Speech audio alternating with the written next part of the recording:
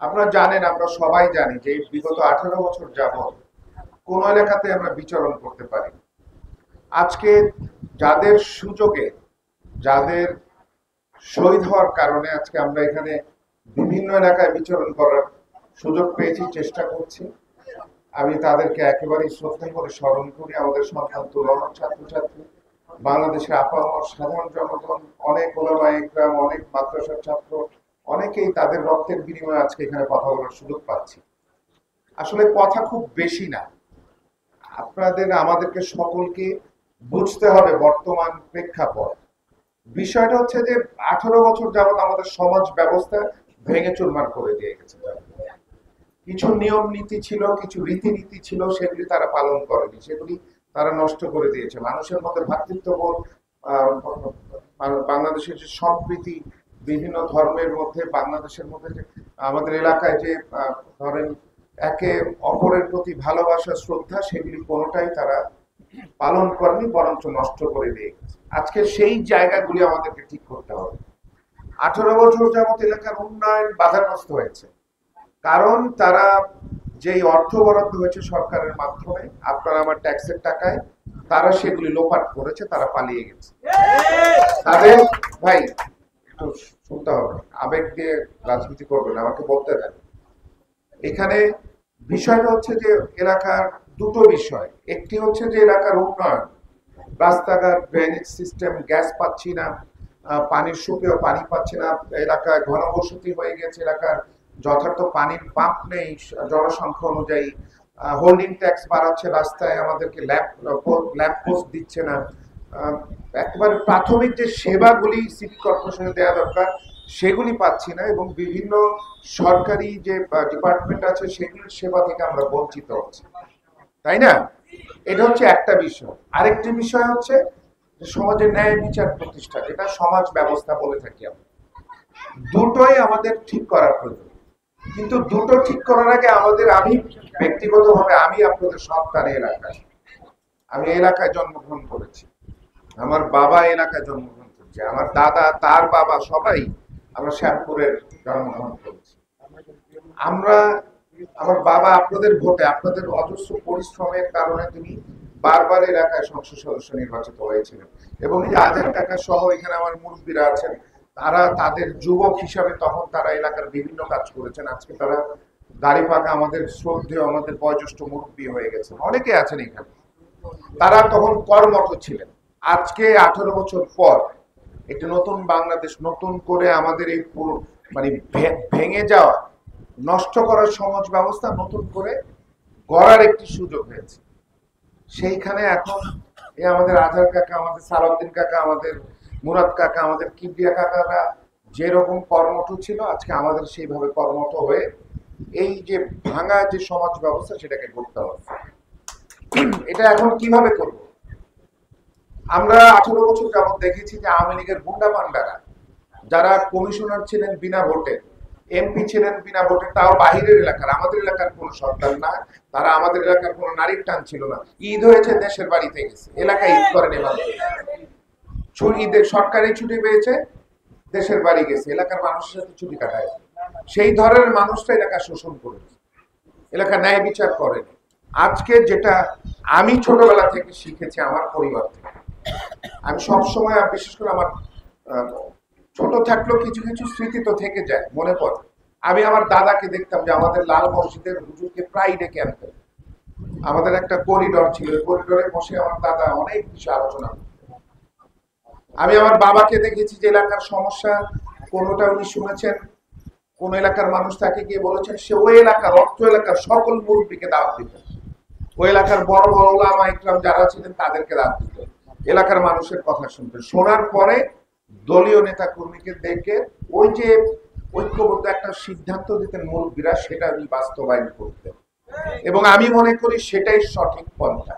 আমরা যদি সমাজে বিভিন্ন যে ব্যাধি আছে, যে আপনার আজকে কিশোর রোগ একটি বড় সমস্যা আমাদের কন্যা সন্তানদের জন্য, আমাদের মা বোনদের জন্য। আজকে মাদক, এলাকার কোনায় কোনায় রাস্তায় মাদক বিক্রি করে রাত হলে, সন্ধ্যা হলে, সেটি যদি আমরা নির্মূল করতে চাই, আজকে আমরা বিভিন্ন রাস্তাঘাট, আমাদের গ্যাস পাচ্ছি না, আমরা পানি পাচ্ছি না, বিভিন্ন সমস্যায় যে জর্জরিত, এইগুলি যদি আমরা সমস্যা সমাধান করতে চাই, সবার আগে আমাদের সমাজ ব্যবস্থা শাসন কিভাবে হবে সেটা ঠিক করা প্রয়োজন। এবং আমি চাই যে এলাকার মানুষের যে বাংলাদেশ সরকার যে ক্ষমতাটা দেয় নেতৃবৃন্দের কাছে, সেটা আমি আমাদের এলাকার মানুষের কাছে, আমাদের মুরব্বীদের কাছে, আমাদের এলাকার মা বোনদের কাছে, আমি এলাকার ওলামা ইকরাম যারা আছে তাদের কাছে সেই ক্ষমতা আমি ফিরিয়ে দিতে চাই।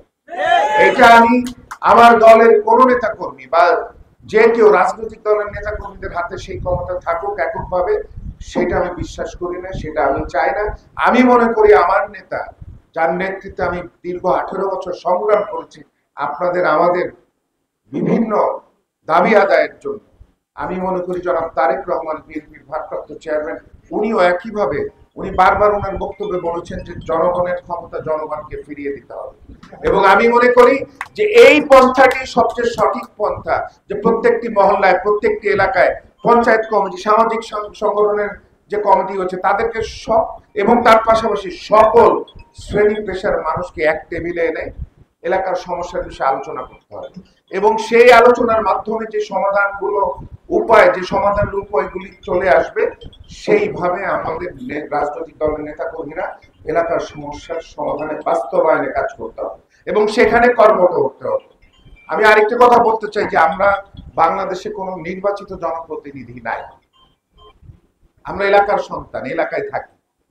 আমাদের দীপু, আমাদের দীপু আনিসের সাথে যে এখানে দেলোয়ার মোহাম্মদ, এখানে এই এলাকার আর কে কে আছে জানি, যে আমাদের খোকা, রহিম, অনেকে আছে এখানে, আমাদের মহিলা দল অনেকে আছেন এখানে। ওনারা নিরলস ভাবে আমাদের এলাকার বিভিন্ন সমস্যার সমাধানে ওনারা কাজ করেছেন এবং কিছু সারাদিন চুলার সামনে থাকতে হয় এখন, তাই না? আবার দেখা যায় অনেক দিন আছে যে রাত্রে জাগতে হয়, যে দুমুঠো ভাত আমার সন্তানের জন্য, আমার স্বামীর জন্য, আমার বাবার জন্য বা আমার কন্যা সন্তানের জন্য রান্না করতে হবে। তারা দিন রাত পরিশ্রম করছে, গ্যাস পাচ্ছে। গ্যাস অফিসে গেলে কি বলছে যে আমরা দেখছি বা আমরা চেষ্টা করছি, একটা সান্ত্বনা দিয়ে পাঠিয়ে দেয়। কিন্তু আপনি যদি গ্যাস বিল বন্ধ করে দেন, আপনার নামে পরবর্তী দিকে কিন্তু চিঠি দিবে, মামলা হবে। একইভাবে সিটি কর্পোরেশন, আমরা হোল্ডিং ট্যাক্স দিচ্ছি, বাড়ায় নিচ্ছে তারা। আমাদের রাস্তায় ল্যাম্পপোস্ট কাজ করে, আমাদের ড্রেন সিস্টেম নাই, আমাদের রাস্তাগুলি ঠিক মতো কাজ করেনি। মুরব্বীরা এই রাস্তাটার কথা বলেছেন। সব সমস্যার সমাধান হবে যদি এলাকার মানুষ, এলাকার মুরব্বীরা, এলাকার মা বোনেরা, এলাকার তরুণরা যদি এক টেবিলে আসে, সেই সুযোগ যদি আমরা সকলে মিলে তৈরি করি, আমাদের এলাকার অনেক সমস্যা টেবিলে বসে সমস্যার সমাধান হবে। তাহলে আমাদেরকে ওই থানায় ঘুরতে হবে না, আমাদের অনেক সমস্যার জন্য কোর্টে ঘুরতে হবে না। কারণ আমি নিজের চোখে দেখেছি, আমরা আমাদের এই জীবনের 18 বছরের লম্বা সময় আমরা কোর্টের বারান্দা কাটাতে হয়েছে মিথ্যা মামলার কারণে। সেখানে আমরা দেখেছি যে মানুষ কিভাবে হয়রানির শিকার হয়। আমরা চাই আমাদের এলাকার মহল্লার সমস্যাগুলি, আমাদের ভোটারদের, আমাদের মা বোনদের, আমাদের ভাইদের সমস্যাগুলি এলাকায় সমস্যার সমাধান হোক। আরেকটি কথা আমি বিশ্বাস করি যে এলাকার মানুষ যদি সত্যিকার অর্থে যে চায় যে এখানে মাদক ব্যবসা কেউ করতে পারবে না, সেটা একেবারেই সম্ভব, আমি বিশ্বাস করি। কিন্তু সেটা কিভাবে সম্ভব? যদি আমার দলের নেতা কর্মীরা, অন্যান্য দলের নেতা কর্মীরা এবং এলাকার মুরব্বীর, এলাকার মানুষ যদি একত্রে দাঁড়ায়, তাহলে কোনো মাদক ব্যবসায়ীরা এলাকায় মাদক ব্যবসা করতে পারে। কিন্তু আমরা কিছু মানুষ সহযোগিতা করি না। এটা সমাজের সকল শ্রেণী পেশার মানুষের সহযোগিতা করতে হবে। এখানে কোন রাজনৈতিক দলের নেতা কর্মী, আমি মনে করি যদি প্রশ্রয় দিয়ে থাকেন, বিশেষ করে আমি আমার দলের কথা বলি, আমার দলের কোন নেতা কর্মীরা যদি আপনারা কোনোভাবে, আমি টের পাই, কোনো খবর পাই, আমার মা বোনেরা, আমার ভাইরা, আমাদের সন্তানরা যদি কোনোভাবে আমাকে প্রমাণ সহ দেয় যে আপনারা জড়িত, আমি আপনাদের কসম খেয়ে বলছি, মানুষগুলির সামনে আল্লাহর কসম খেয়ে বলছি, আপনাদেরকে আমি নিজের হাতে ধরে আমি পুলিশে দেবো। এই সতর্ক আমি আপনাদেরকে কোনোভাবেই মাদক কোনোভাবে এলাকায় প্রশ্রয় দেওয়া যাবে না। আমার বাবা কোনোদিন মাদক, আমি শুনেছি যে উনি গাড়িতে যাচ্ছেন, এক মাদক ব্যবসায়ী হেঁটে যাচ্ছেন, গাড়ি থেকে লাফ দিয়ে নেমে তাকে ঘাড় ধরে তাকে পুলিশে দিচ্ছে। সেই ব্যবস্থায় আমরা গ্রহণ করবো। এবং আপনাদের কাছে আমার একটা অনুরোধ আছে যে অনেক সময় দেখা যায় আমাদের নেতারা, তারা অনেক পরিশ্রমী, অনেক ত্যাগ স্বীকার করেছে। অনেক সময় তারা হয়তোবা আমার কাছে আপনাদের সঠিক খবরটা পৌঁছাবে না। আপনারা জানেন আমি একটা অ্যাপস তৈরি করেছি। এই অ্যাপসের মাধ্যমে সবাই আমরা আজকে ডিজিটাল মোবাইল ইউজ করি, আমরা অ্যান্ড্রয়েড ব্যবহার করি বা আইওএস সিস্টেম ব্যবহার করি।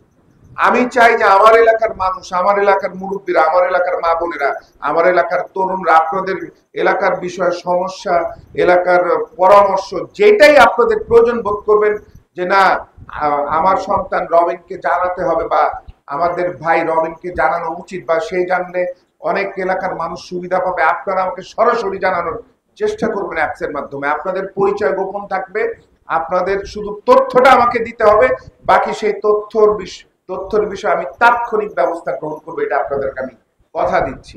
আমরা 5ই অগস্টের পর থেকে বিভিন্ন এলাকার আমরা আমাদের দায়বদ্ধতা থেকে, কারণ আমরা এলাকার সন্তান, আমরা আমাদের নারীর টান এখানে, আমাদের দায়বদ্ধতা থেকে আমরা কোনো জনপ্রতিনিধি না, আমরা সরকারের কোনো সুবিধা পাচ্ছি না, আমরা আমাদের দায়বদ্ধতা থেকে আমাদের এলাকার মানুষের সাথে যে আমাদের ভ্রাতৃত্ববোধ, যে ভালোবাসা, যে সম্পর্ক, সেটা থেকে আমরা দিন রাত এলাকার মানুষের সমস্যা শুনে বিভিন্ন সমস্যা সমাধানে আমরা কাজ করে যাচ্ছি। একটি প্রশ্ন আমি আপনাদেরকে করে যেতে চাই, নির্বাচন আসন্ন, একটি অবাধ সুষ্ঠু নিরপেক্ষ নির্বাচনের জন্য আমরা 18 বছর যাবত লড়াই সংগ্রাম করেছি।